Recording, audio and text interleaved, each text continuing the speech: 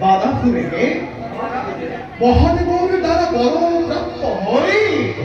ভবিষ্যৎ আমঙ্গল ঘোষণা করি ধুমুহার গতিরে আহিব লাগিছে অমরাবতীপুর আক্রমণ করিবার বাবে সেই বাদাপুরে আজি আহিছে অমরাবতীপুরে আক্রমণের হেতু অকল আক্রমণে নহয় বাপ স্বর্গ বজ্র পাতাল সকলোকে পৰাস্ত কৰি ধুমুহাৰ গতিৰে আহিব লাগিছে অমৰাবতীপুৰে বিধিমতে কৰা প্ৰতিকাৰ নে মগনে নতু